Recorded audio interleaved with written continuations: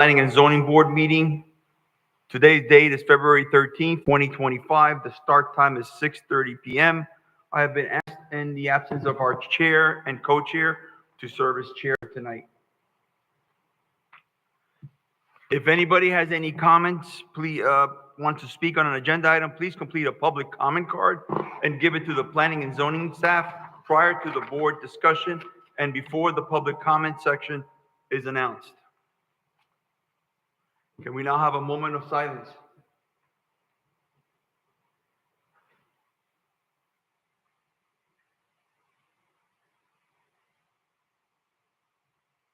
Please stand for the Pledge of Allegiance. I pledge allegiance to the flag of the United States of America and to the republic for which it stands, one nation, under God, indivisible, with liberty and justice for all.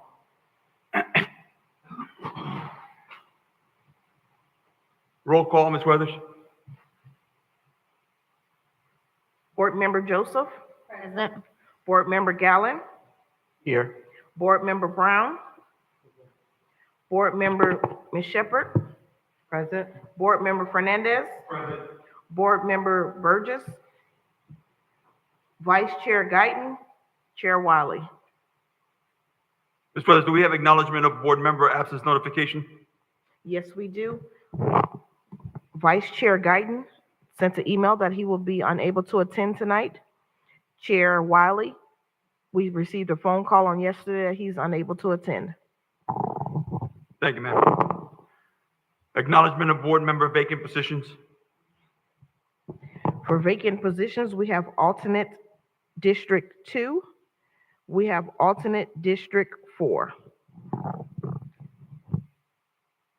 Do we have any additions or deletions to the agenda?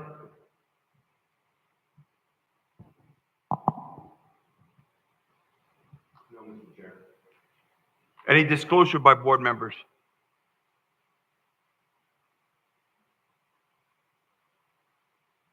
None, Mr. Weathers? No disclosure? No, sir. Do I have a motion to adopt tonight's agenda?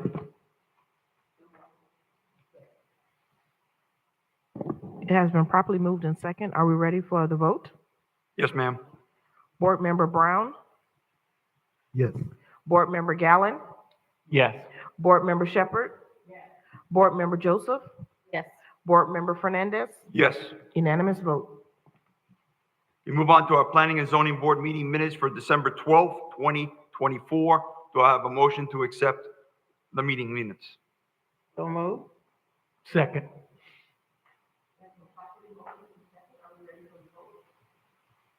Yes, ma'am, your mic is out. Okay.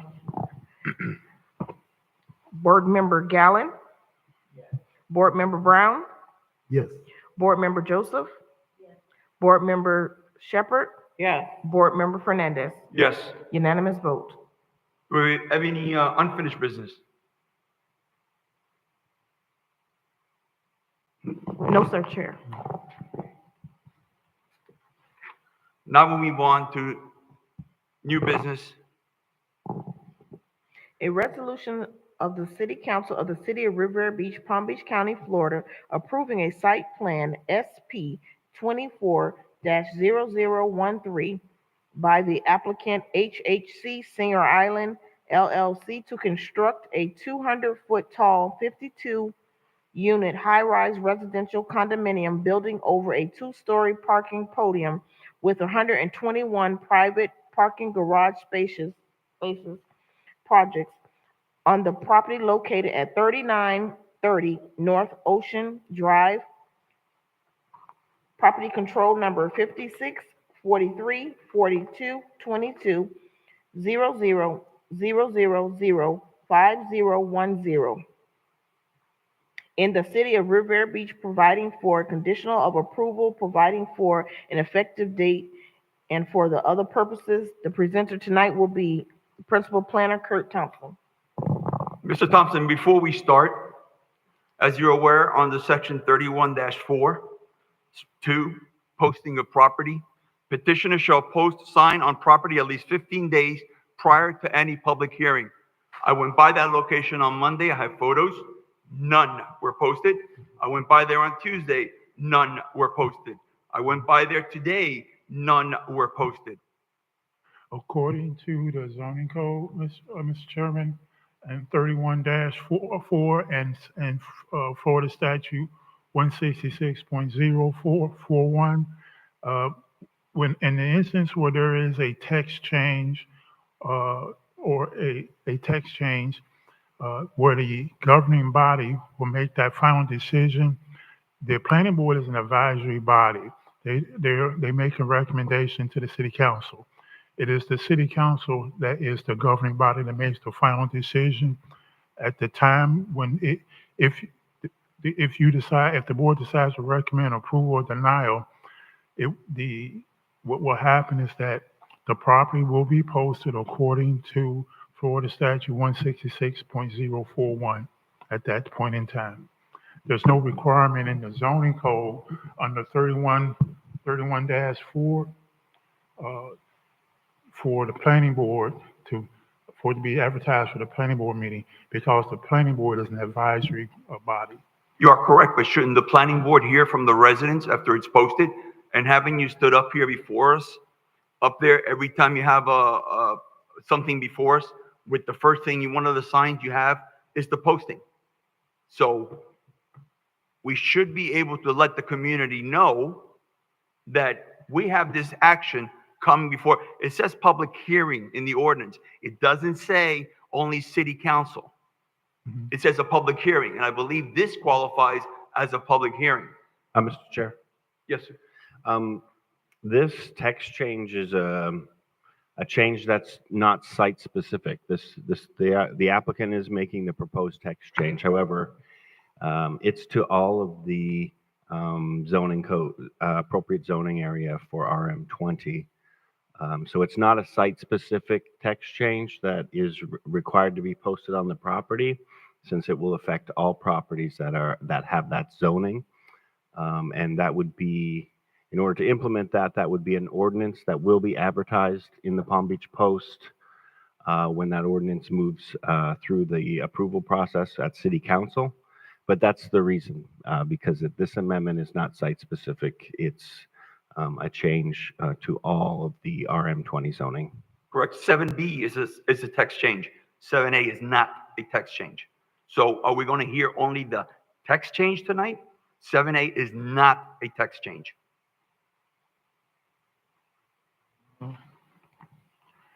I have to, The 7A is the resolution for the site plan.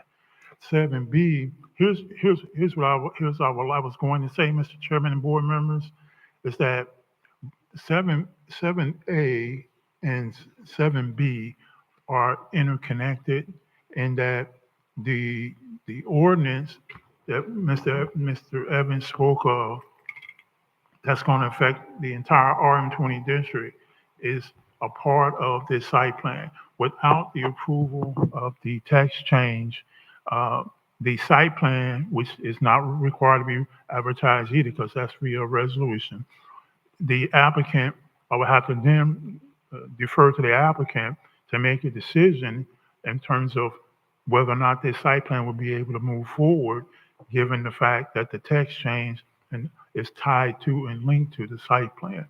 Okay. Correct, but don't you think it's fair that we should have noticed residents of Riviera Beach and Singer Island of these plant proposals by the petitioner? They will be notified at the time before, as Mr. Evans said, before it goes to City Council, because of what Mr. Evans and I said. The 2 points is, first, that as Mr. Evans said, this is a text change that affects the RM20 zoning district, period.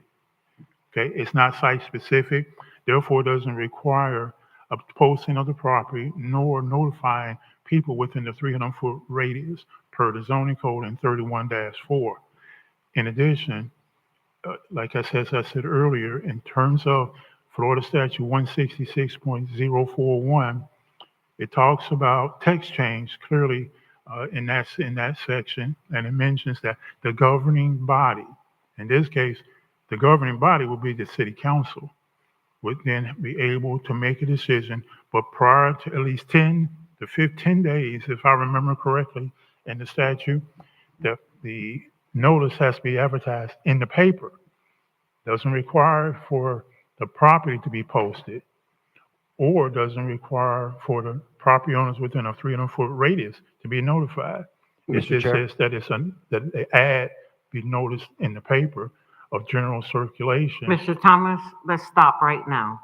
I want to hear from this attorney because I had some questions, but I don't want to hear all this, whatever's going on, because I don't understand the statute or whatever you're talking about. So I'd like to hear from you, Ms. Early, because I had a question about this. And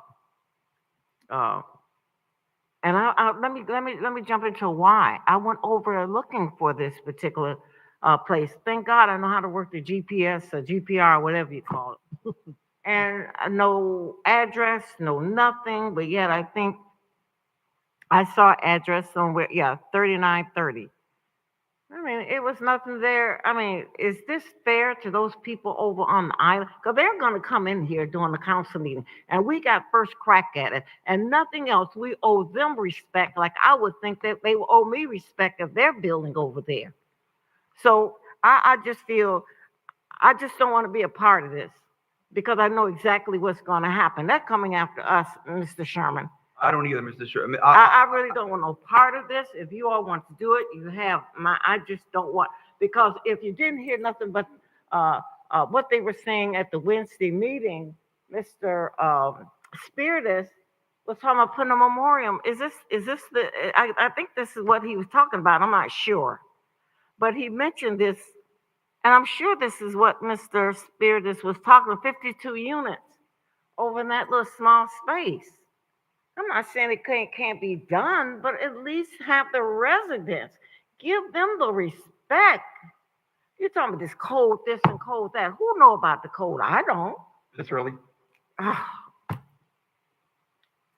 Yes, Mr. Chair and members of the board. So section 31-4 of the city's code addresses the notice requirements for certain land use applications. So section 31-4 sub B says notice of all public hearings conducted pursuant to this section shall be advertised as required by Florida statute section 166.041. So section 166.041 contains newspaper advertising requirements for the city council hearings for first and second reading of an ordinance. If you continue down, the what you're used to hearing about mailing and posting is found in section 31-4C of the city's code. And it says, in addition to the notice requirements of subsection B above, so B was Florida statute 166.041, all non-city initiated rezoning petitions shall be subject to the following notice requirements. And then it spells out the requirements for mail notice, posting notice on the property, etc. So I think what Mr. Thompson was trying to say is that because we don't have before us today an application for rezoning, those particular minimum advertising requirements in the code don't apply to today's applications and today's hearings. But they're bringing before us a site plan for 52 units and a text amendment including setbacks on the property. So don't you feel that the citizens in the area deserve to know that before we even vote on something without no public input? I'm just saying, every time I've been at this meeting for the last 3 or 4 or 5 years, I lost track. We've always had the postings. We've always had text amendments. The photos have been up there. Now, all of a sudden, we're getting here and we're told without the community involvement that you want to put 52 units in a small parcel and you want us to agree to setbacks without the community input. So that's basically what I'm hearing tonight, correct? Well, I don't want to take it, I don't want to opine on anything that I don't want to opine on that issue. All I can tell you is what the code says and what the minimum requirements are under section 31-4, which you pointed out at the beginning of the meeting. Mr. Chair, if I may Go ahead, Mr. opine Servants. on that point you just made, I would clarify that previous items you've seen, staff works very diligently to follow the code. And we do our best to make sure that the citizens are protected per the code in terms of getting notice and information about proposed development in the community. We do not pick and choose when we require an applicant to provide sign and mailer notice and when we say it's not required. We do it based on the code. Our code does not require mailer notices and signs for site plan approvals because a site plan approval by itself is going to be consistent with what the zoning code already is for the property. And so the burden of public notice is different than if someone is saying, I want to change the zoning, the uses and densities allowed on this property. In those situations, our code requires us to alert the community so that they can provide input on it. When it comes to ordinance changes, if it is a broad ordinance change that's not specific to one particular site, the code does not require it. And certainly, changes in setbacks, any type of text amendment can affect development long term, but we can't, our code doesn't provide a way to notify the entire city. Now, we post our agendas online. They are distributed in certain areas. Before city council can adopt and take action on this, it does require it to be in the newspaper. So there are state required processes which are mirrored in our land development code, but staff stays away because there are multiple issues of picking and choosing when we will require a property to provide sign and mailer notices, because there could be all different issues that arise from accused of favoritism or overlooking certain things. That's why we follow the code. And right now, the code does not require any additional notices for this meeting.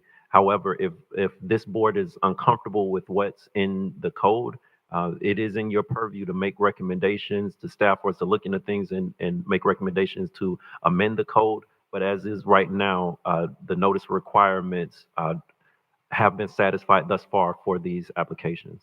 Well, personally, I don't think it's fair for the area residents to now add another 52-unit building without them, and also requiring setbacks on the property to be approved by us.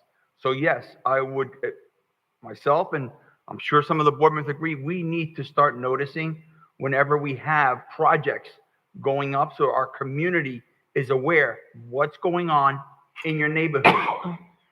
So that's my humble opinion. Now, we will proceed tonight because, as you're saying, what you mentioned the state statute, we're not going to dig this around, but I'm not a happy camper. Mr. Chair, Yes, Mr. and I don't want to be redundant on this. If I couldn't find that spot, do you actually think those people on the island know anything? Because if they knew anything about it, I've been doing this a little bit too long, they'd have packed this We have place the packed out. house here. You are correct, ma'am. They was standing room only. So you know what? They didn't know about this. There was no yellow sign up there. And I think that's what happened at, was it 2900 where Broadway? The people say on the other side, they didn't know. I said, well, the yellow sign was there. That's why I didn't know what the yellow sign was. So I'm looking for this particular piece of land, and I had to circle the block and come back. And when I did see it, I stopped, pulled over. I couldn't believe what I was looking at. Now, if you all want to proceed with this, go ahead. It's not fair that these people, I bet you they don't know. I know they don't know, because if anything to do with them, they'd have packed it out. So Shirley? you all go ahead with it. Oh, I'm sorry. Go ahead. I'm just saying, you all go ahead. Well, here's the thing, Ms. Shirley, do we have to proceed with it tonight, or can we table it until we make sure that the residents in that area are notified? It's I believe within the purview of the board to table an issue for good cause. However, the code itself sets the minimum standards, and absent a code change, I don't know that you can impose specific advertising requirements or specific notice requirements that aren't in the code. We can certainly talk to the applicant to see what they're willing to do in terms of community outreach, and with their agreement, it's better for everyone. So I'll hand it over to Ms. Calhoun. Thank you. Mr. Chair, good evening. Good evening, ma'am. Hi, my name is Hope Calhoun. I am land use counsel for the applicant. I think it's important to note that we have met with on multiple times, the residents on either side of our proposed development. So they are aware, period. It's also important to note that, as has already been stated, we have met the requirements and standards. So not hearing it tonight is not going to change that. So again, we've met with them. They're aware of what we're proposing. They've seen our site plan. We've had maybe 3 meetings with each of them, 2 to 3 meetings with each condominium association on either side, Oasis and Martinique. So they are aware of what we are proposing. Where did you meet? I'm sorry. Where did you meet? We met at each of the buildings. Do you have a sign-in sheet? I would like to see that. No, you don't, because I haven't heard nobody talk about it. Well, it wasn't required, right? Our meetings were voluntary, and so we didn't have to have a sign-in sheet, and I didn't have to bring it for tonight because the meeting was noticed properly. So I didn't know that I would have to bring one since we met the statutory requirements. All right, since we bet the bare minimum, Ms. Shepherd, I'm with you. I'm not a happy camper, but we would just let them proceed with their presentation and we just take a vote. Mr. Thompson.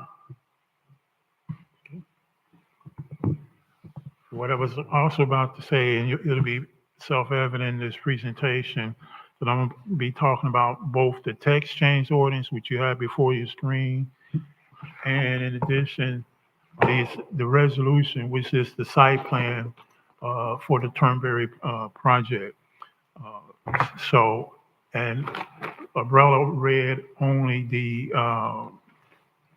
ordinance, but in addition, there's the resolution for the site plan. So, Mr. Chair, I'm sorry to interrupt. It does appear that we have a board member that stepped out. I don't know if she's I'm sorry, I gone was for looking the at screen. evening, I didn't see it. but it's going to deprive you of a quorum if she doesn't come back. So, Oh, she is gone. Ms. Weathers, can you see if you can ask Ms. potentially, Shepherd? what? Actually, sorry, never mind. We're good. I apologize. It's okay. I was just There are clarifying with council that we do have 5 board members and 5 alternates, so 3 out of 5 would meet the majority to establish a quorum. Never mind. You do need to let the record reflect that you lost a board member, however. Ms. Shepherd left the meeting prior to the presentation. That'll be noted. Thank you, Mr. Chair. Thank you, sir. Thank you, and my apologies to the No board. problem, thank you.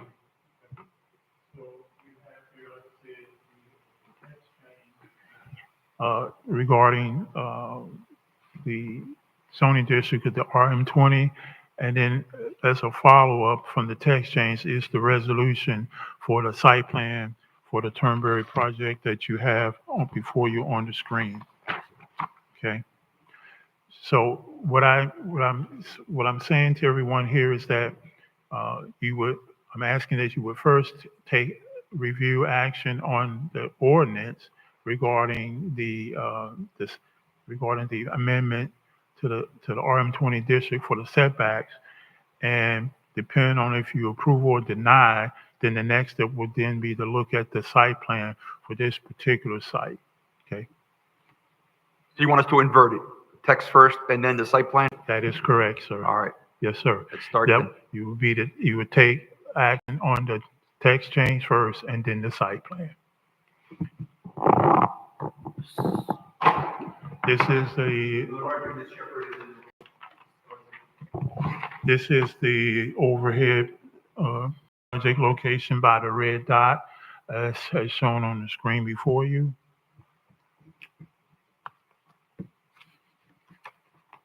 And in terms of the site location, I have a slide that addresses the text change, which is going to be coming up for everybody's edification. The applicant is requesting the site plan approval to develop the property, a 200-foot tall, 52-unit luxury high-rise residential condominium, or over a 2-story parking podium with 121 private garage parking spaces. As proposed, the project will have amenities with indoor and outdoor recreation spaces. As proposed at 200 feet, the project is shorter than the existing condominium projects on either side of it. The Martinique stands at 314 feet, and the Oasis, which is to the south, stands at 254 feet. Before you is the site plan illustration that you can, before the board. You have a pool here, courts here, tennis courts, and this is the subject building here. This is a rendering, an east elevation rendering of the subject property. I'm sorry, this is the west elevation. This here's the east elevation. I'm going to I like the property with the highlighter, please. Yes, I will. Here's the subject property right here, the east elevation. This here is the Oasis, and over here is the Martinique building here. The Oasis building is about 254 feet in height. The Martinique building is over 300 feet, 314 approximately. This building will be approximately 200 feet in height. So again, this is the subject property here. This is the Oasis here. This is the Martinique building here. Okay. This is a rendering of the subject building to show you the setbacks. Approximately,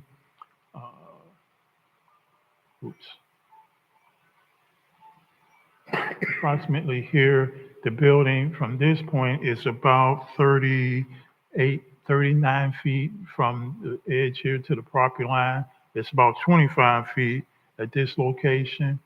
At the north side is about 38 feet, I believe. And from the podium, it's about 25 feet from the property line. 200 feet tall, not including the mechanical section here.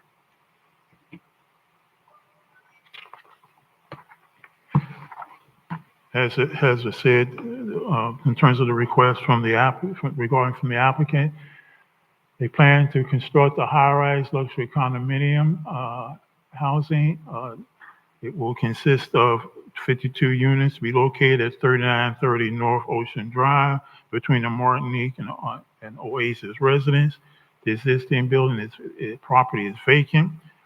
You have the parcel ID number here. The lot size is 3.33 acres. The zoning is RM20, high density multifamily, 20 dwelling units per acre. But that's the 20 dwelling units is achievable if they're applying for going through the MEHOP situation. Otherwise, the maximum is 17 dwelling units per acre.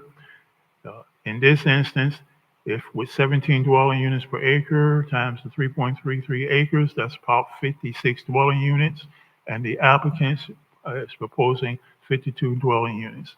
So it meets that requirement. The future land use, is MF20, again 20 dwelling units per acre. Now, if the board would indulge me here on, you have a document that was passed out before you that had the RM20 high density multifamily zoning district.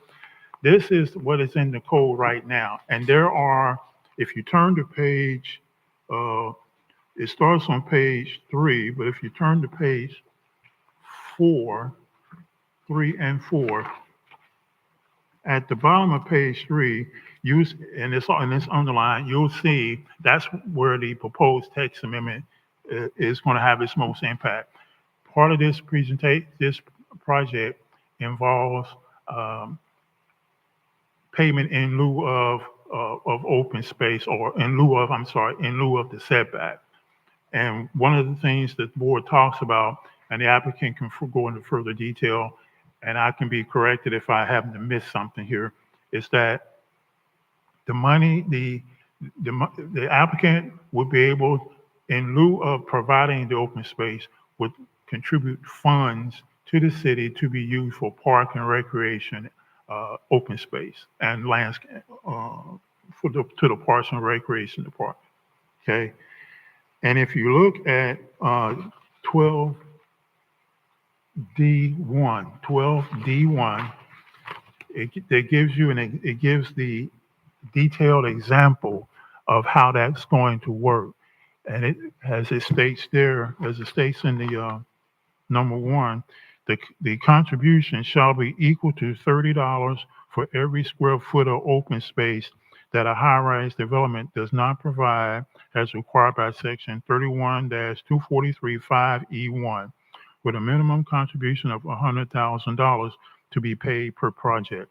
Now, again, this is a text amendment to the code, okay? So that would impact any development within this zoning district, not this specifically this one.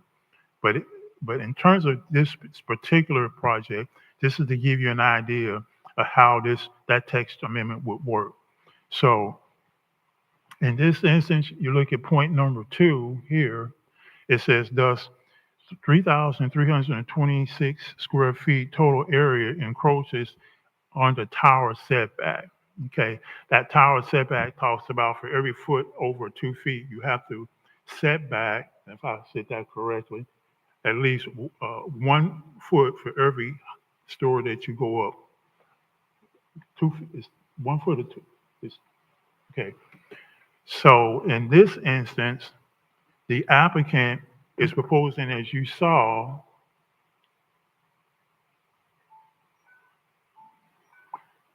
as you can see here, the applicant is proposing to go straight up on either side here. Okay.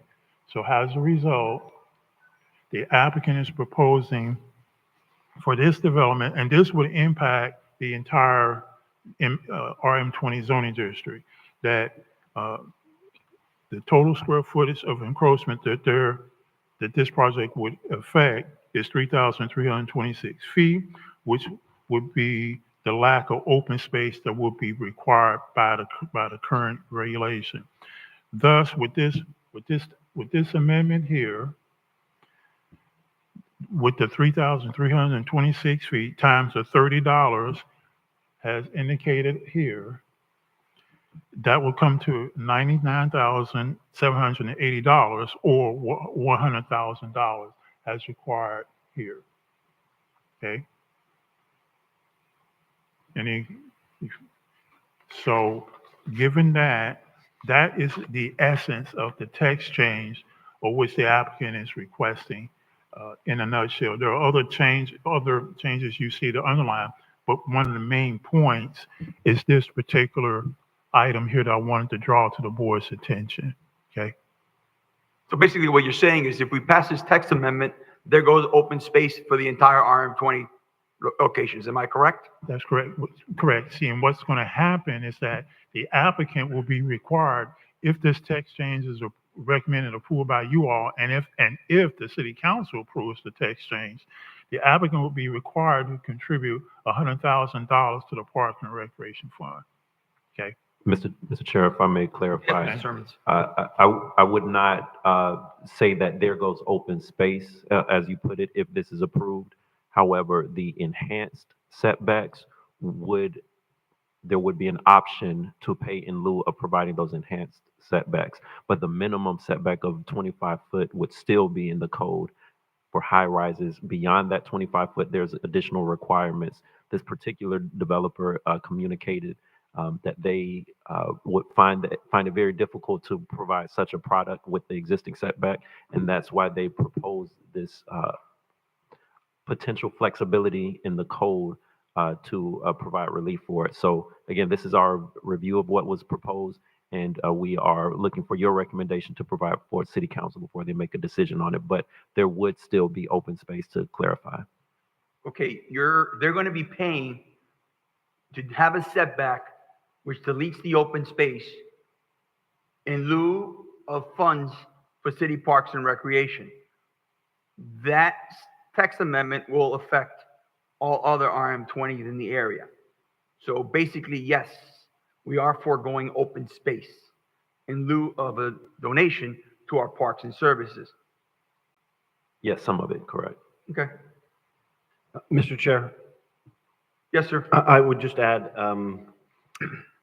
the high-rise setback wouldn't be entirely removed. It would be only for the calculation above the 10th floor. So in this case, the impact is a reduction of around 20 feet of setback. This building is currently proposed at only 70 feet wide, and that's because the property is quite narrow to begin with. So as you take a foot and increase those setbacks, pretty soon what you end up with on a very narrow property is it's very difficult to build a multi-story project at all. Thank you, sir. And if I may add to, in the staff report backup, board members mentioned, I stated in the staff report, particularly under the text change amendment section of the staff report, where discuss setback, the issue of setbacks, about light glare and so forth. And I mentioned in detail how the setbacks, as long as those items that I mentioned, that's mentioned in the staff report are respected and maintained, it could minimize any adverse impact. So that's just another extra. Let me move forward. In regards to the site plan, staff reviewed the application and determined that the proposed site plan has been found to be consistent with the site plan review standards of items 1 through 6 below on the overhead here and in the staff report. So having said all of that and made the presentation, the staff would ask that you first look at the text change and determine whether or not it would comply with the comprehensive plan and complies with, well, essentially that's it, that would comply with the comprehensive plan, and there would be no any adverse impact via the comp plan into and into the RM20 zoning district. If you take that action, okay, and recommend approval or denial, or you table it, or with some other decision that you make, we would then move forward then to the site plan. The site plan then would be a part of your review process. There are conditions of approval if you recommend approval of the site plan that's mentioned in the staff report, and that you all have, before you. And so having said that, the staff requests that the Planning and Zoning Board consider recommending approval of the proposed site plan and text amendment. The site plan will be per conditions of approval that are stated in the staff report. And the text change will be totally request that you look at taking action on it first, and then proceed there. If you recommend denial of the text change, then I think I will have to leave that to the applicant to decide whether or not they would want to go forward on the site plan, because the text change is highly dependent upon the site plan, as you can see by the presentation. And with that, Mr. Chairman, staff would like to conclude this presentation and allow Ms. Calhoun to make her presentation on behalf of the applicant. And then I would ask that the board hold their questions until after the applicant has made their presentation, and I think it will be made more clear for you. Thank you.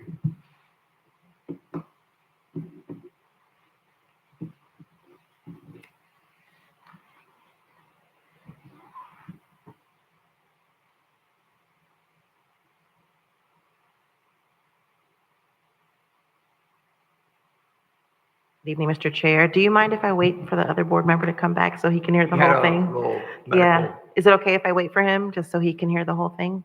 Yes. Thank you.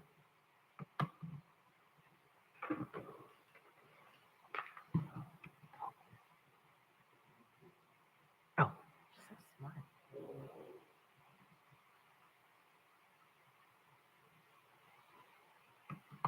That's right.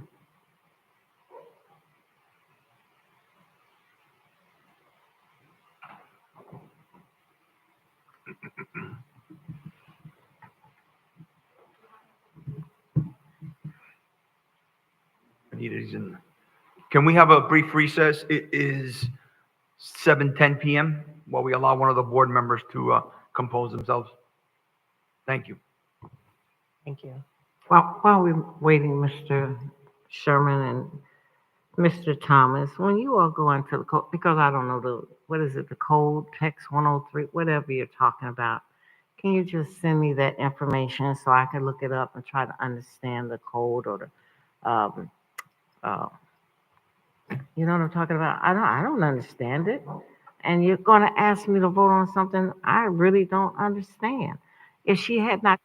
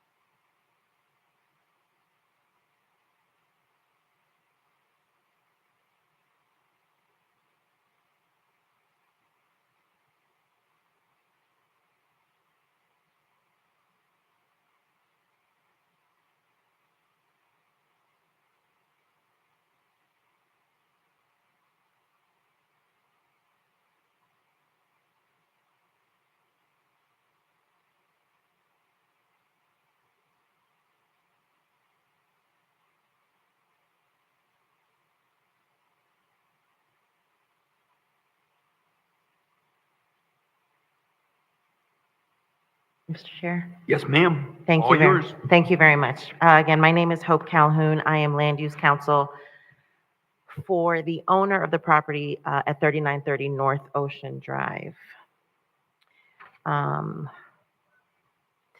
So as stated previously, we requested that the text of the RM20 zoning code, we requested an amendment to the text of the RM20 zoning code. But I want to explain briefly how we got to making this request. This applicant has been working on trying to develop this very narrow piece of property, which you've seen, and I'll show you, for about 8 to 12 months to try to figure out how it could be developed in a manner that represents the city of Riviera Beach well.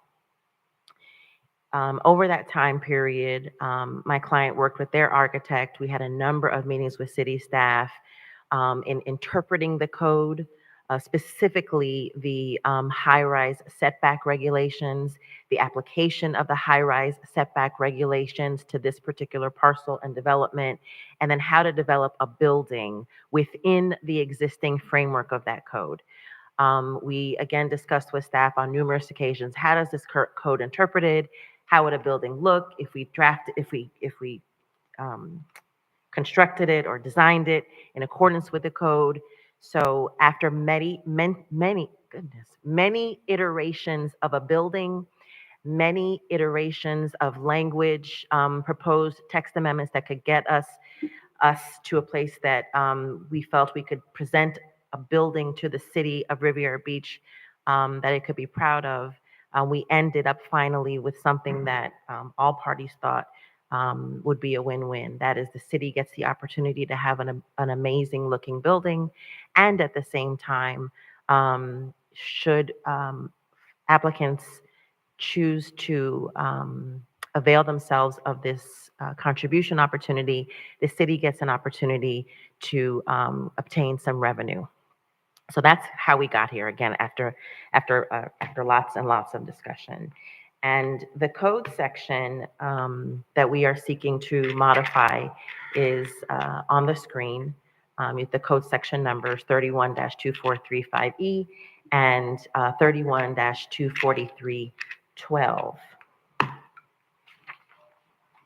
Specifically, 2435E, you just heard me mention specifically the high-rise setbacks. In the city of Riviera Beach, a high-rise is any building over 2 stories. So there are lots and lots of high-rise buildings in the city of Riviera Beach. And the way that the language previously read, it limited how those buildings could be constructed.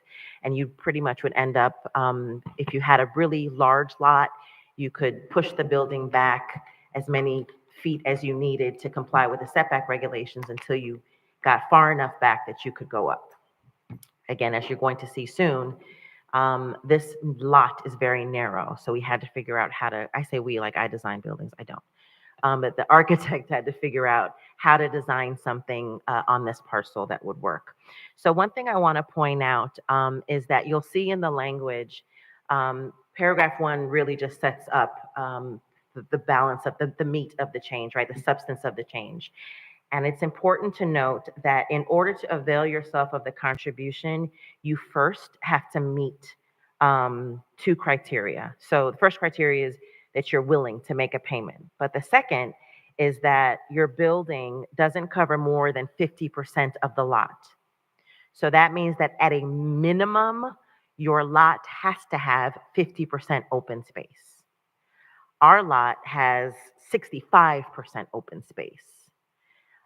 So we exceed what this proposed text amendment is suggesting. Does that make, I guess I'll finish and then I'll answer questions. So that's the language you see there with regard to the RM20 zoning regulations. So again, this language applies to the RM20 zoning district. Any properties that are zoned RM20 or want to rezone to RM20, if this is adopted, will have the opportunity to utilize this code section. On a side note, I watched the recent commission meeting, and the zoning district that was the topic of discussion was the IHC PUD, not the RM20. And we are not seeking to go to the IHC PUD. We're not requesting a rezoning. We are operating under the current existing zoning code of the district. So I just want to make that clear. So here's the exact language that has been proposed to amend the section and creates a Parks and Recreation Fund. That's in essence what A, B, C, and D do. I know you all read this already in your backup. So the first few paragraphs establish this new park fund. And then the important part is the subparagraphs 1 and 2, and that's the calculation. How much money will the city get? Will the Parks and Rec Department Trust Fund get? And then when is it paid? And so that's the calculation you see on your screen there in paragraphs 1 and 2. So how does that impact our particular building? For this, I need to put my glasses on. So as you can see, I hope from what's on the screen, and as I explained, we have 65% of our property is open space. However, there is a small percentage, and it works out to approximately 3,000 square feet. That's just using a round number. The exact number is 3,326 square feet that would require relief under this new code section. So when you do the math, the calculation that's presented in the proposed text amendment, the 3,326 square feet is multiplied by the $30 for every square foot of deficiency, and then you get a number. In this case, it was 99,000 approximately. Again, as the way the code is written, the minimum contribution is $100,000. So in this case, in my client's case for our property, if this text amendment is adopted and our project moves forward and we avail ourselves of this contribution option, the property owner would make a contribution to the city's Parks and Rec department in the amount of approximately $100,000. This was kind of covered already, but on the left shows what the building would look like if we didn't make a contribution, if we followed the code exactly as it is written. And that is, it's just a wall in essence. It's just a straight up and down, very narrow, very boring, very non-opaque, you can't see through it wall, right? And so what you see on the right, I don't know that it's the greatest graphic, but it shows that we're really only deficient. And remember, you're going up after the second story. You're setting back after the second story. For every story above 2, you have to go back 2. So in essence, it's a difference for us of about 7 feet. And as I calculated, it's approximately 3,000 square feet. So that's how we got to the contribution. So that's the presentation on the text amendment that we are proposing that benefits all RM20 properties. Would you like me to go to the site plan next, Chair, or would you like me to? Okay, answer I thought we were going to questions? vote on the text amendment first, and then we go to the site plan. Am I correct? No, Mr. Chair, if I may clarify, what has been read into the record for this hearing is the site plan, item 7A. Typically, we have done, if it's a project that has multiple items, we have done one presentation to cover all of those items, and you all take the vote on all of them afterwards. But if you want to do it a different way, okay. Let's do well, the then site based- plan so we get this on the road. Okay, yes, and then if the applicant could do the second presentation before they take their vote, please. Thank you very much.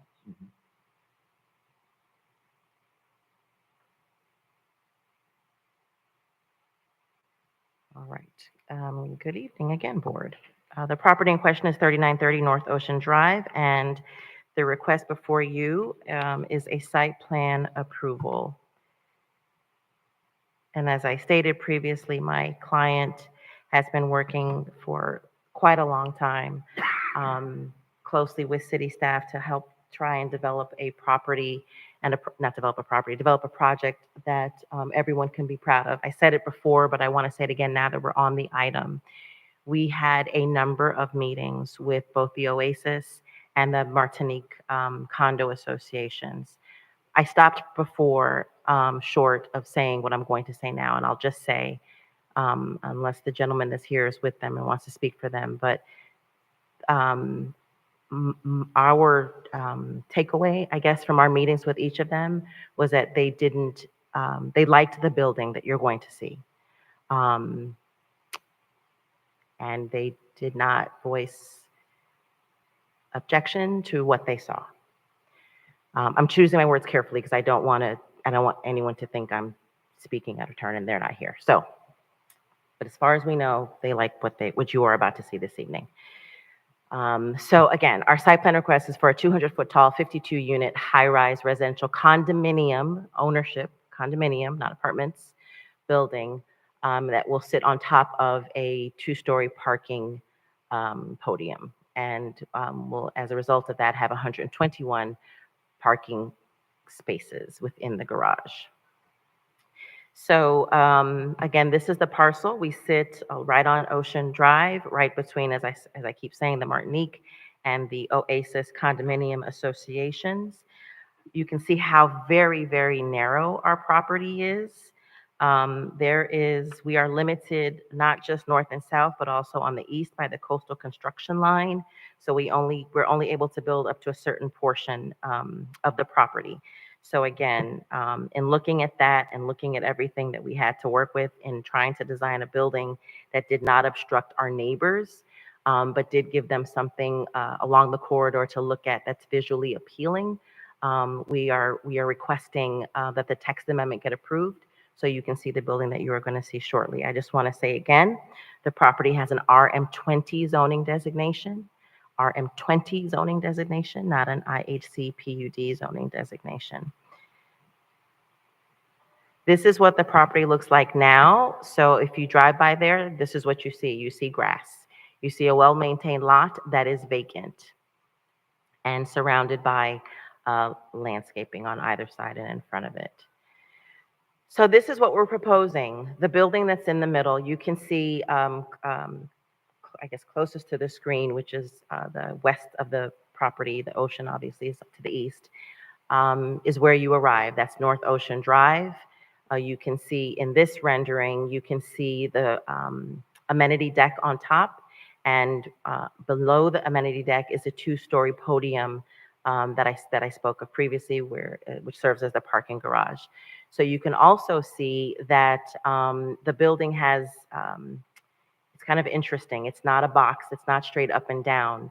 It creates, I don't know what a good architectural term is, but interest, I guess. So again, you can see kind of through it and around it, but you know that there's a building there and it looks good. I'd also like to note that we are shorter than our neighbors on either side. And I'd also like to note that we are, as already stated, we are requesting 52 units, not 56. 56 is the max permitted in the zoning district in accordance with the amount of acreage that we have. So we're not trying to be greedy. We're just trying to make something that looks great and benefits the community. How many floors, before I forget? 20. 20, thank you. And so here's a kind of a, it's a site plan. So you can see in this site plan that we have, as I've already described, we have one access point from North Ocean Boulevard. And then you have, you just saw, the amenity deck with the parking underneath. We have satisfied all requirements. And again, we exceed the lot coverage provided by the code. We have a pool and levels 1 and 2, as I described previously, are primarily the parking decks. And then we get to the residential levels above the second story. And you can see from this layout, hopefully, which I think is a little bit better and easier to read, you have, again, to your west is how you enter. You have a 2-story parking garage on the bottom. It's a parking podium. You drive through, and then you have the building that faces the water, in essence. Each floor has a mix of 2 units and 4 units as you go up from bottom to the top. Here are the east and west elevations. And again, I just want to point out, no disrespect to the other buildings, but they, in essence, they're represented by boxes, but they kind of are boxes, as opposed to our building, which again is intended to really just kind of flow with the water and serve to be visually appealing. You'll note again that we are also not as tall as they are, although I think the code would allow us to go taller. Here's the north and south elevation. So again, I was describing if they had to design, because I don't design, according to the code, you just have a box, just straight up and down, boring, and it would be pushed back probably closer to the ocean and would block views. So we've been able to design something that doesn't do that. We've created something, we think they have created something that we hope the city will think is visually appealing, fits in well, benefits the area, brings in property values, brings in home ownership, and is a benefit to everyone. So with that, I just have my last few renderings. And I showed this previously. That's just what it would look like without, which doesn't, I don't think, tell a great picture. So I will leave this here. We are happy to answer any questions that you might have. We have submitted, along with our text amendment and our site plan, as a part of the record, you have our narratives, our justifications for our requests. We believe that we have satisfied all the criteria. Staff, I believe, has stated as such also. We would ask that you would please make a positive recommendation so that our project goes forward to City Commission with a recommendation of approval. Thank you. Before we ask questions, Ms. Weathers, do we have any public comment cards? No, sir, Chair. Okay. Ms. Shepherd? First, let me disclose that I do know Hope very well. She's one of the attorneys for the Riviera Beach Housing Authority. Also, I sit on the Recreation Department.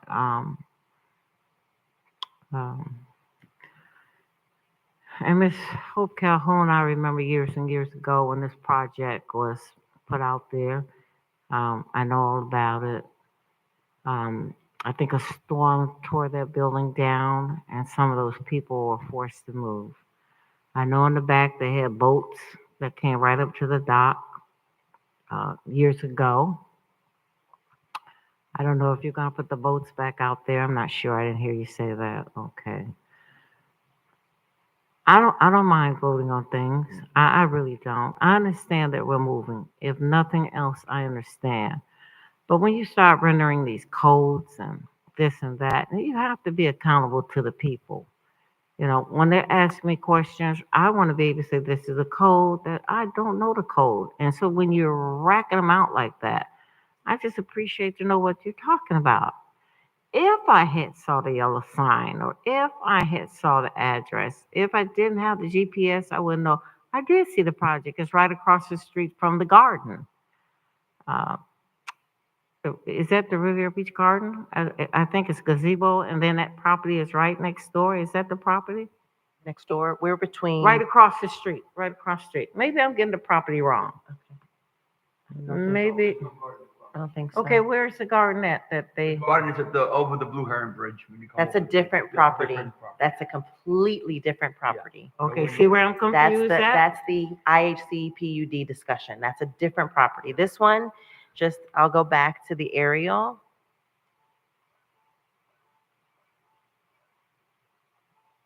I love the sound it makes me. It is the thing, you have a machine down here. I don't know. So here's the aerial. So it to me, it kind of sits like in the middle of Ocean Boulevard. So if you go over the bridge, Blue Heron Bridge, obviously you're gonna go, what direction is this? Left. And it sits, I don't know, it sits between two other condominiums. There's no garden, you can see, there's no garden. I think across the street there are single family homes. It's the Martinique and the Oasis are on either side of us. There's no other vacant property close to us. Well, you know. And it's only and it's only 3 acres. So you can see it's really small. It's not wide and long. Okay, I once again, I have no problem with it, but right now, I don't know where it's at. I would like to see where the property is at. It's on. Okay, I know, physically, I like to do Okay. things physical. I want to see it. I go over there and I rode back and around. I went home, I got the book, you know, and you want me to vote? I mean, they can do whatever they want. I can't vote on something I don't know what I'm voting on. If there was a sign there, it would take me a little time to look and see if this is a good fit for the island.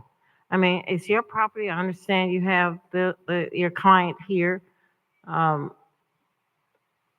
But it's just that, you know, I don't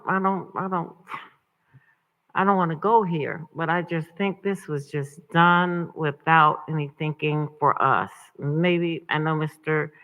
Fernandez, he's very fluent in all this stuff. I don't. And I don't want to vote on something I don't know. Ms. Shepherd, I appreciate that. And if I may, Mr. Chair, I appreciate that. But just the thing to keep in mind, right, is as I said, we have been working on this development of this property for, I think, close to 2 years. And although you may not feel comfortable because you didn't get to touch it and look at it It's just who I on, am. on you physically, right? But it's, you can see it on the screen. And the important thing is for your perspective, and I know you hate when I say this, um, there's criteria that have to be met, and we meet the criteria. And so in order to make a decision, excuse me, not only do you want to touch it and feel it, which I get, but consider the criteria and all the evidence presented to you tonight, and what you've heard tonight. And know that, again, we have reached out to the residents, we've talked to the residents, and we have presented a building that took quite a long time to get us here tonight.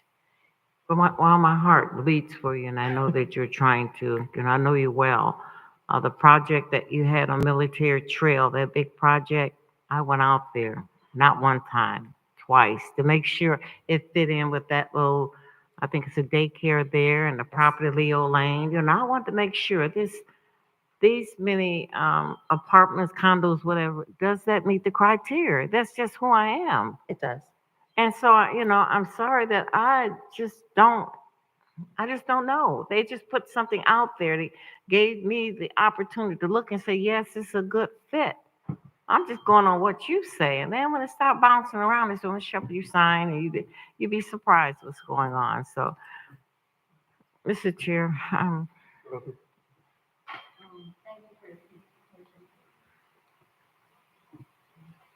Hello? Okay. Thank you for your presentation. And this question may be more so for staff. As it pertains to the text change,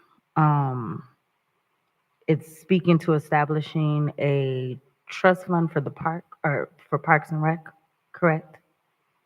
Are you asking me? Staff? It would be the establishment of a trust fund for Parks and Rec. So there isn't a fund established as of today, correct? Yes, you're correct. It would create a new trust fund, yes. And that's something we as the board can vote on? So it is part of a text amendment to the zoning code, so you would be making a recommendation to council, and then council would make that final decision. To establish that Correct. fund? Okay. Right. It would be an amendment that, as is indicated in the document that passed out, all the areas that is a part of the amendment are the wording that's underlined for you. That was the only question I had, Chair. Galvin? I'm kind of like, I feel that you all are going around and using the code to where we wouldn't know whether or not you spoke with the residents or not. I don't have a problem with the plan or the building or anything like that, but I do have an issue with not being, having the public here. You can tell me you spoke to these people, I don't know. Did you talk to the residents across the street? No, we did not. So, you didn't talk to everybody. Everybody still don't know what you're doing there. And it's just like I said, I don't have a problem with the project. I think it's a good project. I just feel like we're being left out. Okay, you're gonna have to sign up when you go to the city council, but you don't have to sign up for us. How you think that make us feel? If I may clarify, it would not be an on-site sign or mailers. It would be a newspaper ad that is required to be ran in a newspaper of circulation before city council adoption. So I just wanted to make that distinction, not to take anything away from your comment, though. Okay, but I think what we need to do is make it official, or make a new code, or add a new code to where if you're building anything as far as a condo or anything larger than a home, a single family home, it should be a notice put up. We've never voted on anything as long as I've been here where there's no signs, no notice put up. And I've been on this board for 4 or 5 years, and I know I've seen a sign every time something was going up. So, I just think we're doing things beating around the bush or something. I don't know what it is, but I think this code needs to be taken out or changed or whatever. Chair, if I may, Chair. I don't want to speak for staff, and obviously they can speak for themselves, but I think one of the main differences between this application and most that you've seen, these applications, plural, are twofold. Number one, you heard staff say this text amendment is not property specific. So that's why there's no notice on the property for the text amendment. This text amendment, and I've done a few text amendments in the city. This text amendment affects any property that's zoned RM20. So as Mr. Sherman has said a few times, there would not be a notice on the property. I think the times you do see a text amendment combined with a site plan, there might be a rezoning also involved. When you have a rezoning, there's often a sign posted. We're not requesting a rezoning. We like the zoning we're in, so we don't need the change. So I believe, happy to be corrected, but what happens often is you have all of those applications together, or you have a plat. That's very common, and that would probably require a sign. So that's what happens. In this case, we like the zoning district and we don't need the plat. So it's it's a pretty straightforward project.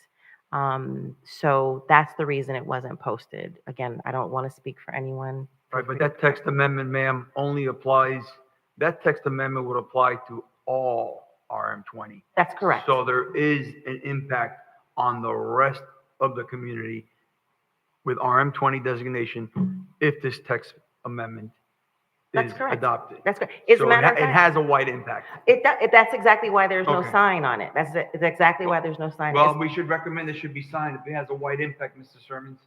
We definitely need signage if it has a wide impact. Like Mr. Gallen said, and I'm sorry, Mr. Brown, I know you're next. I've been here as long. I don't think I've ever been to a meeting where somebody pops in and says, we're going to build this and we didn't have to do any signage. Again, you like Mr. Early said, you met the bare minimum standards. So let's just move on, Mr. Brown. Thanks, Mr. Chair. How many other undeveloped properties would this affect in this zone? Oh. Do you have any idea? Are you asking me or staff? I'm asking staff, whoever. Mr. Chair, if I may. In other words, we're going to have these other properties will have to be developed also. So how many other properties we're talking about? At the moment, and even doing a skim right now of undeveloped properties zoned RM20, I don't see any. I don't see any properties right now in the RM20 zoning district that are undeveloped at the moment, aside from the applicants. However, the situation that took place on this site, there was a older building that was there. It was demolished, and now the zoning district applies, and whatever's in that district at the time is how it will be governed. So it's entirely conceivable that there's an RM20 zone property right now. Whatever's on the site right now could be demolished, and when they redevelop, any amendments made to that zoning district will apply once they work to do it. Additionally, any property right now that's not RM20 that someone zones to RM20 in the future would be affected by any changes made to the code. So again, to clarify, right now, we don't see other properties that right away would be able to take advantage of what's being proposed, but that could change in the future. If I may, Mr. Chair, just to piggyback on that. Okay, Mr. Hone. The project that was referred to earlier on Leo Lane, we rezoned that to RM20. So you can find a piece of property that's in the city, and if it's compatible, you can request that it gets rezoned. So it can apply to different Anywhere in the properties in the city. future. Thank you. Mr. Brown, anything else? As far as emergency vehicles, how would they get around? Is there enough room for them to get around?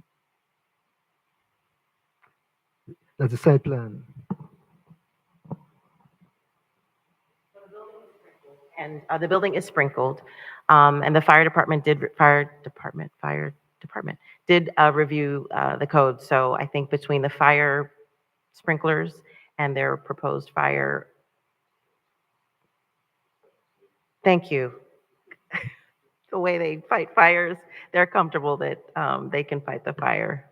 The So word. a rig will be able to fit in there, correct? Yes, that's what yes. That's it for me.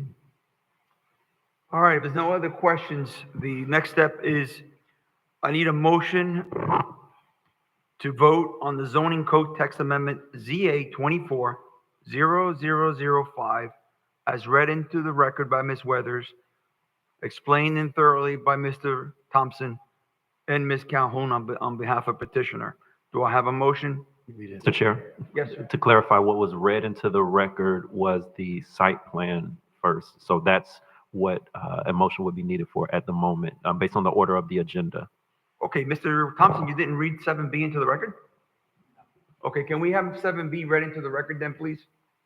An ordinance of the City Council of the City of Riviera Beach, Palm Beach County, Florida, approving a zoning code text amendment ZA 24-0005 requested by the applicant HHC Singer Island LLC to amend Division 9 RM20 High Density Multifamily Dwelling District, Section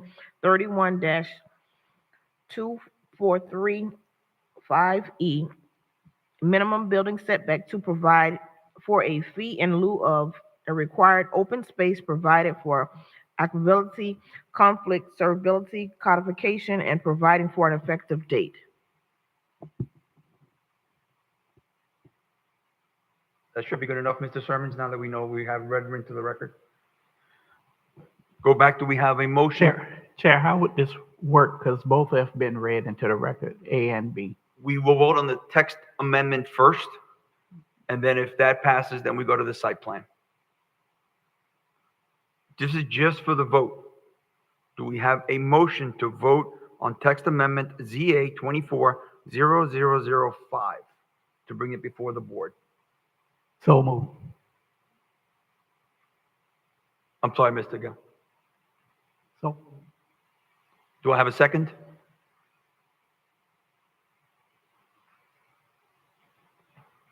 No second? Ms. Early? The motion fails for lack of a second. Okay, for the record, motion failed. Therefore, we're not going on to the site plan since the text amendment did not pass, correct? So Yes?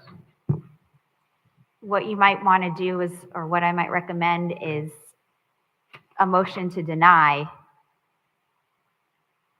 In that way, the record is clear. Perfect.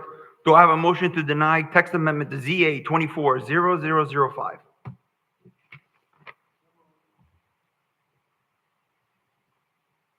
Do I have a second? I'll second it. Can we have a vote, please? Chair, you need to pass the gavel in order to second it. Okay, do we have a second to Joseph, deny? second. Now we can have a vote. We're ready for the vote, Chair. Yes, ma'am. Board Member Brown,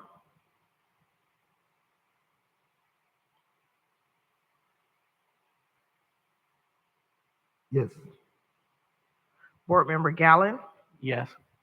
Board Member Joseph, Yes. Board Member Shepherd, Board Member Fernandez. Yes to deny. Vote passes with one Board Member Shepherd dissenting.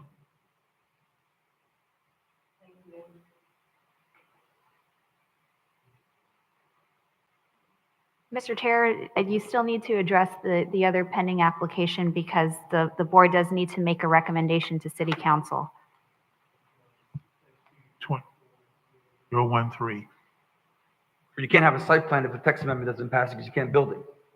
Right, but I want to Oh, tick so that you box want so to, that so you want to just add it to the record and a deny as well?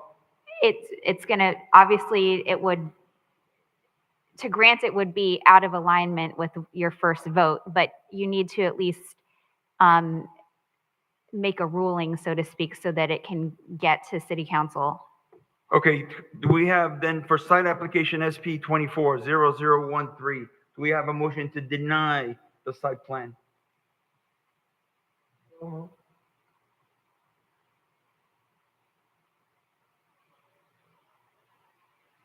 Brownie, a second, or Mr. Gallen? Second. You shouldn't be asking them that, you know. Nope, They I'm just should going be- down the line. No, they Okay. should, I don't no, think you you could should be hear. coaching it.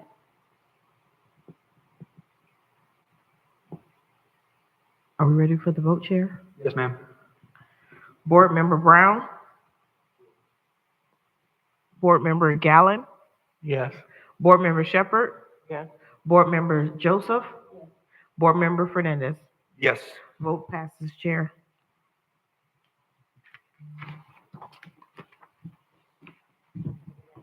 Good night, Ms. Gallen. Thank you.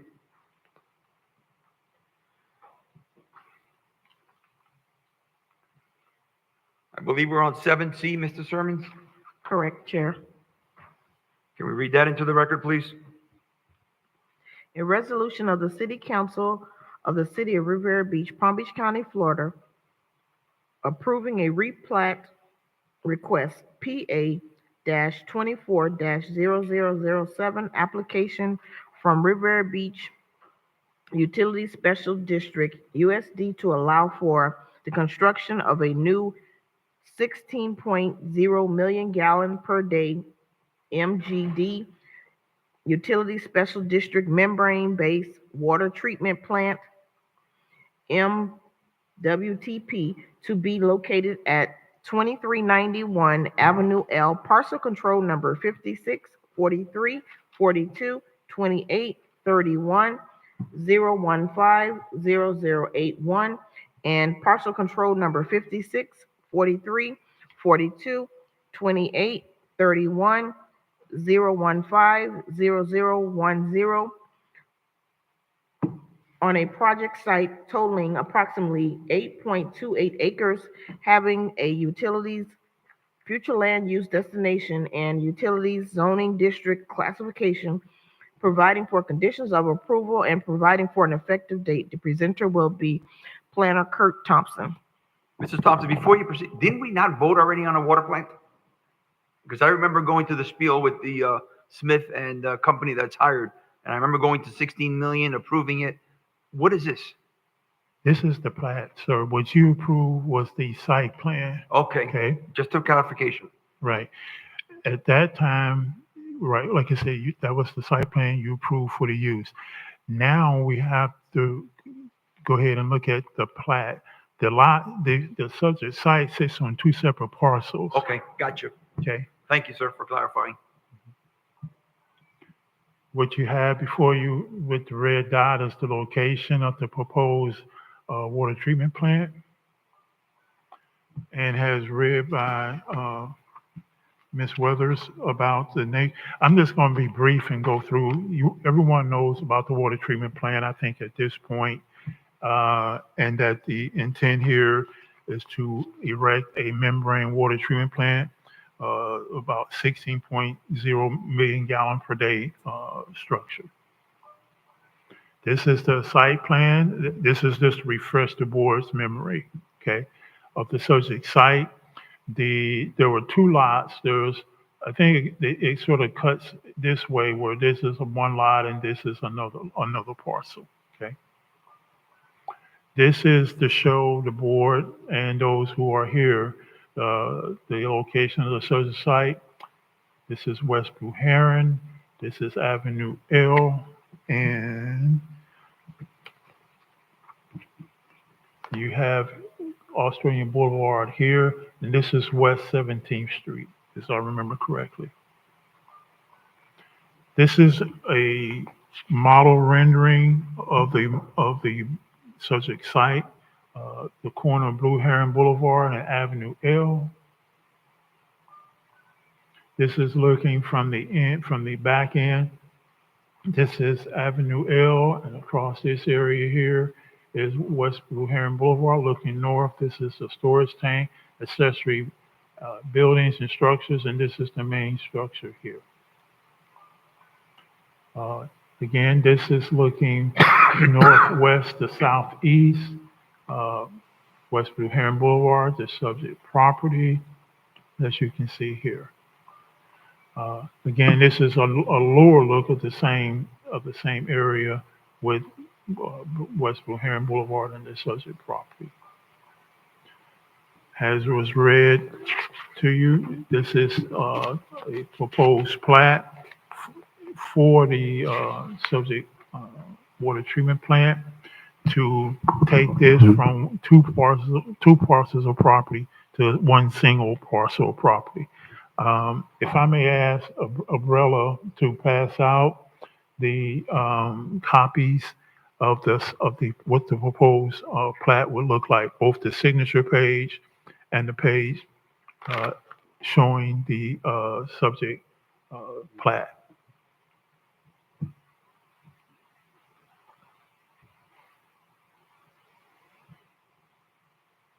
While Abella's doing that, Thank you. it's a vacant parcel. ID number is here. It's 8.28 plus or minus acre site. The zoning is utilities, and the future land use is utilities. The board will remember that we needed to rezone the property to utilities, both zoning and land use, to make it an easier transition for the subject property. It is the staff's opinion, having looked at this project, that it's been found to be consistent with Chapter 30, the subdivision regulations, particularly Section 30-4, and is now ready for the board's consideration and action. In addition to Chapter 30 and Section 30-4, there are 3 important points, and the planning and zoning staff has determined that the plat will, 1, protect the public health, safety, and welfare. 2, the proposed plat will not be in violation of the comfort and convenience of the public, in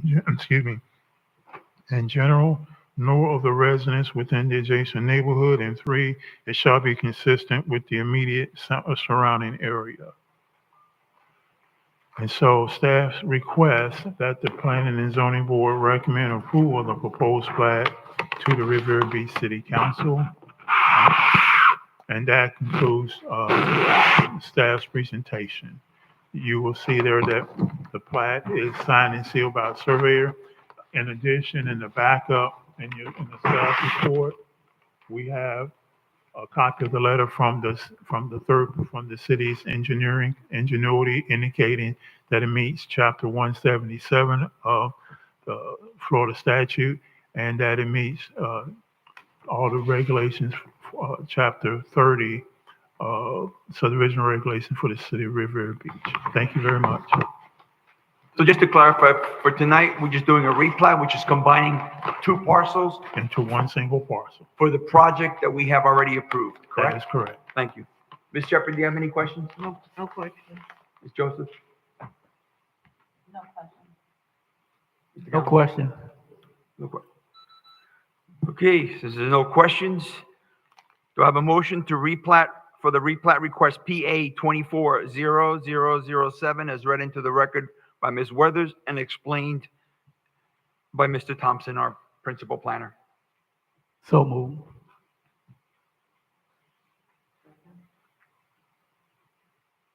We're ready for the vote, Chair? Yes, Ms. Weathers. Board Member Brown? Yes. Board Member Gallen? Yes. Board Member Joseph? Board Member Shepherd? Yes.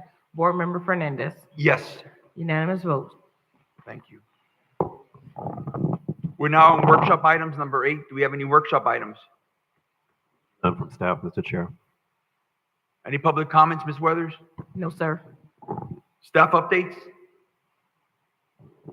None from staff. The next Planning and Zoning Board meeting is scheduled for February 27th, at which point we will continue with the comprehensive plan workshop discussion. As we said earlier today, we would recommend a change to the city ordinance requiring posting and public notice. Because remember, Ms. Calhoun's statements where she spoke to the 2 buildings, 300 feet across the street, you have a lot of single-family homes. So can we just propose recommend to city council to review the recommendations of posting and noticing. A question of clarification from staff, Mr. Chair. So would the recommendation be for site plans to post the property? I will clarify, staff only requires the posting per the code. So there have been site plans before you that haven't had posting, yellow signs posting the property and mailer notices.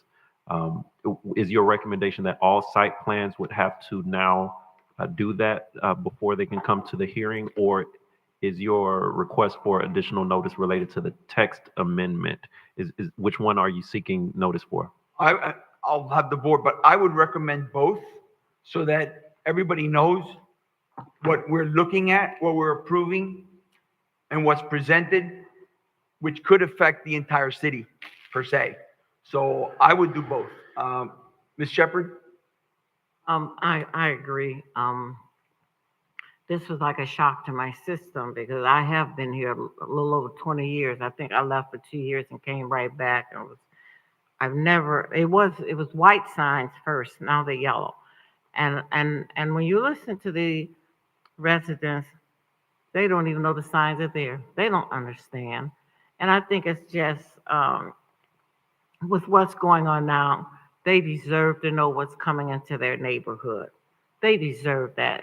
And I feel really kind of traumatized right now because it looks like I'm pushed into a corner to make a decision that I don't understand the codes. You're rattling off the codes. I have no idea what you're talking about. And I just think it's injustice, not only to the board, but to the residents of Riviera Beach. And that's all I have to say. Joseph? For me, I just didn't want to vote on establishing a fund that hasn't gone through the board because they may want to use that money towards something else. You know what I mean? We brought that issue up before. So they may want that money to go towards housing or infrastructure, the water plant. I don't know. So that's one of the reasons why I wanted to table it or, not vote on it tonight. So I'm again, staff, attorney, if this is something that is this something that is expected to come back to us eventually? Well, I'll defer to Mr. Sermons on that last question, but I may have missed the first part. The question is whether the creation of a fund for Parks and Rec open space, would that come back before this board? Well, with the text amendment, it states that it would be establishing that extra 100,000 would be going towards a Parks and Rec trust fund that isn't currently exist. It doesn't exist yet. I just didn't feel comfortable voting on that without that being something that goes to council first. Then, does that make sense? yeah, so it's I understand Like the egg or the chicken, which one comes first? I understand the tension that exists there, but the way the code is set up, it's such that if staff or a private party recommends an amendment to the zoning code, it's the Planning and Zoning Board's task to make a recommendation to City Council. So you're not actually approving it right now tonight. You're making a recommendation and kind of serving as a way of vetting the request for City Council. And at that point, they can accept your recommendation, they can alter your recommendation, or they can deny it altogether. So it's okay that you're making that recommendation. Can we make a recommendation to have a standalone submission to us for referral back to City Council to create a parks and funding mechanism where it only goes to Parks and Recreation? Can we do that? Or I'm leaving it up to the staff. It's a great idea, but we can also recommend the language and have City Council take up. That's a great idea. Developing a fund for sports and recreation. I'd rather have technical training in there too, but that's my humble opinion. So we can give our wonderful kids here and our citizens a little upper hand. But it's up to you. Let's not decide on it tonight. Recommend that a standalone city ordinance recommendation to establish a Parks and Recreation Fund, and the funds that goes into that account for Parks and Recreation. We talked about this before on previous items. Narrow it down so that nobody else's hands goes into that little pocket. It's just a suggestion. I'm not. If I may respond on that one, we actually had recent conversations with different applicant and city council related to the creation of a fee in lieu for something required in the code. And it was our legal advisement that if we create a fee in lieu of open space, any funds received for that should be directed towards open space. So utilizing them for different city needs, which we have many important and valid ones, there could be issues with that. But again, that was a legal advisement at the time. Typically, we have to put some language before them for them to provide a legal advisement. But if that's the desire, we can certainly look into that. As far as this applicant's request and text amendment, that would still proceed to city council with the recommendation of denial from this body. And we would, of course, take it up from there with them. But if there's a secondary request, coming from this board, that's something we could talk about. And something else, Mr. Chair, if I may, I'm sorry, ma'am. that the board may want to consider is in the process of amending the comprehensive plan, maybe making recommendations along those lines.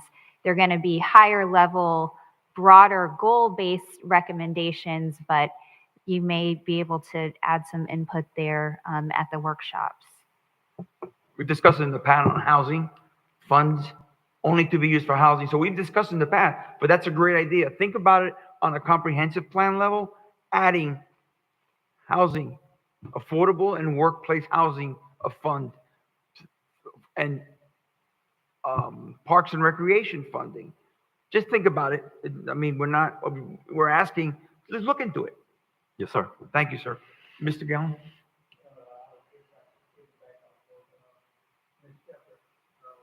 Because, if we're building anything as far as warehouses, condominiums, I think it all should be advertised to where the citizens know what's going on. And, it's just like I said tonight, I didn't have no problem with the project. My problem is I know everybody wasn't notified. And I always have an issue with people being notified. So that's something that I think that we should look at changing to where if you're building anything as far as a warehouse, something huge like this, it should be notified. People should know what's going on. And what we'll do, Mr. Chair, is staff will do some research and come back to you with a presentation on what that could look like as far as modifying our notice requirements for the code, so you can provide recommendations and advisement to City Council on the matter. Thank you. I think it's fair for our citizens. Thank you. Understood. Yes, Mr. Gallen? I had the same problem. So Okay. If there's nothing else, it's 8:08 p.m. Do I have a Mr. motion? Chair, Mr. Chair, ma'am, I'm sorry. On tomorrow over at Lindsay Davis, we'll be giving a little shout out to our own Deborah Hall McCollum, who is History in the Making. This is Black History Month. I said 5 books. She has 4 books in print right now on Amazon, and she has 1 that she's working on right now. So let me clarify. Please come over. If you've ever been over to Lindsay Davis, we sing, we dance, we have fun. And Mrs. Spiritus will be giving us that wonderful, wonderful lunch. If you're not married, come over there. You might find somebody. I don't know. Let me put that shout out there. Thank you, Mr. Chair. 8:09 p.m. Do we have a motion to adjourn? Second. Motion. Thank you. All agreed. Aye. Go back.